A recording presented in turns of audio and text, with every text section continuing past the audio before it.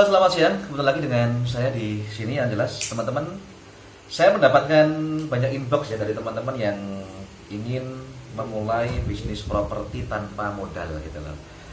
Di mindset orang itu kalau kita berbicara bisnis properti itu biasanya modalnya harus besar gitu kan, terus harus punya uang yang banyak. Kalau nggak kita harus utang ke bank gitu loh. Nah, ini ada yang tanya namanya Mas Bilah ini dari Lumajang ya. Terima kasih Mas Bilah. Pertanyaannya adalah bagaimanakah caranya memulai bisnis properti atau menjadi developer tanpa modal gitu ya. Oke. Nah, yang pertama kalau ingin terjun di bisnis properti itu kalau kita langsung dari nol itu berarti kita harus mengawali dari yang namanya dasar ya. Jadi banyak orang yang gagal dalam dunia bisnis itu karena diawali dari hutang dulu yang besar tanpa tahu ilmunya yang jelas, tahu-taunya adalah kolaps gitu loh.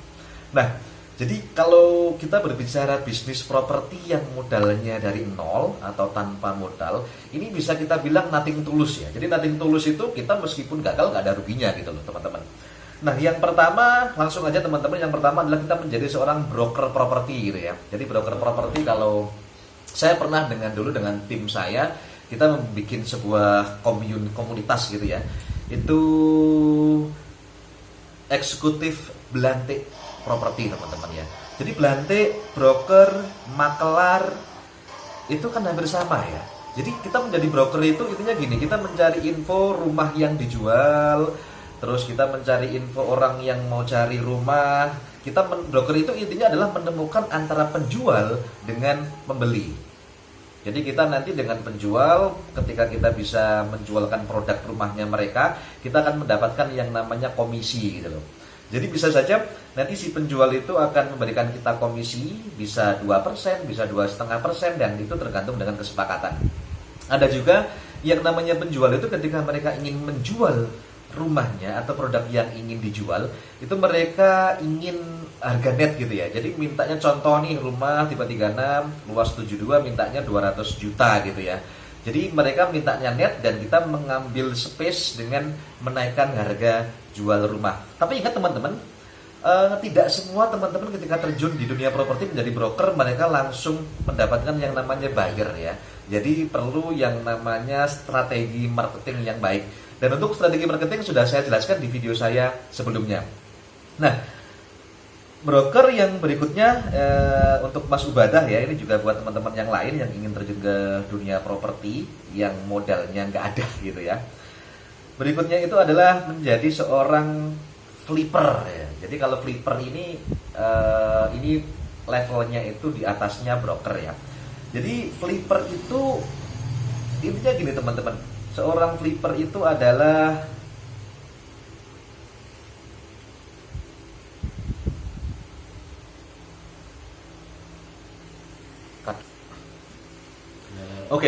jadi yang kedua itu adalah menjadi seorang flipper gitu ya. Jadi flipper itu seperti apa gini?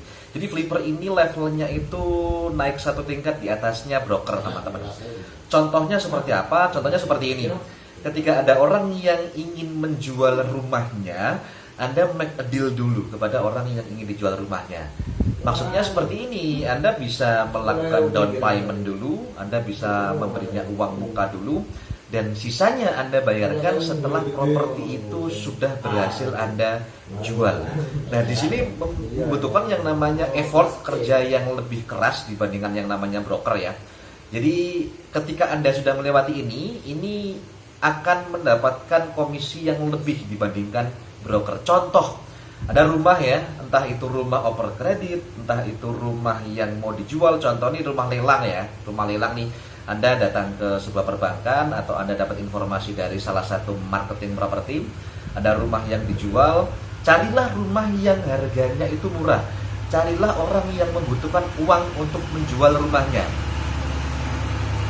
Nah, setelah itu teman-teman, Anda tidak harus membayarnya cash karena ini memang nggak ada uang ya. Jadi hasil Anda jadi broker properti bisa buat Anda down payment, Anda buat DP, Anda beli rumah itu. Sisanya Anda tinggal membuat kesepakatan dengan yang punya rumah ya. Dan ini hasilnya akan lebih besar dan lebih banyak dibandingkan Anda menjadi seorang broker properti. Nah, berikutnya adalah yang ketiga, menjadi seorang developer. Nah, kita kembali nih, kalau kita berbicara masalah developer pasti orang bakal cut. Nah, berikutnya adalah menjadi developer properti, teman-teman. Jadi kalau sudah broker properti sudah Anda lewati fase yang pertama, fase yang kedua Anda sudah melewati yang namanya flipper, dan fase berikutnya Anda menjadi seorang developer ya. Kembali, kalau memang Anda modalnya benar-benar minim, saya sarankan Anda membuka yang namanya kafling gitu ya. Jadi kafling siap bangun gitu ya. Jadi itu dari segi perizinan dan dari segi startupnya itu modalnya nggak terlalu besar. Nah, kalau kita berbicara masalah modal, ini kembali lagi, waduh, kalau berbicara katanya tadi bisnis properti dari nol. Jadi gini teman-teman, makanya teman-teman harus mengikuti stepnya ya. Step yang pertama, teman-teman harus masuk dulu ke broker properti ini. Jadi ketika teman-teman sudah jadi broker properti, teman-teman mengumpulkan modal dari situ.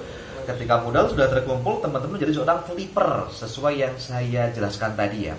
Nah, ketika teman-teman jadi flipper, teman-teman sudah memiliki modal lagi, teman-teman bisa upgrade lagi menjadi yang namanya developer property.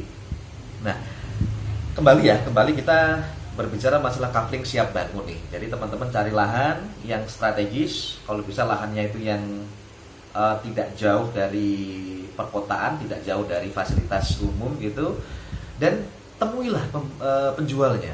Teman-teman harus tahu penjualnya itu siapa. Teman-teman tawari kerjasama gitu ya, bisa kerjasama bagi hasil gitu ya, 60-40%, 60% yang punya lahan, 40% teman-teman yang sebagai pengelolanya. Nah, langkahnya seperti apa? Langkah yang pertama ini yang harus teman-teman lakukan adalah teman-teman bikin sebuah iklan, teman-teman bikin sebuah brosur, spanduk dan lain sebagainya. Teman-teman meng-hire beberapa teman-teman marketing untuk menjual properti yang ingin teman-teman jual. Nah, perjanjian teman-teman, nanti untuk perjanjiannya seperti apa ketika teman-teman ingin menjadi developer properti, bentuknya dengan si penjual nanti harus bagi hasilnya seperti apa, strateginya bagaimana, akan kita ulas di video yang akan datang. Terima kasih, selamat siang, dan jangan lupa stay clean and just be yourself.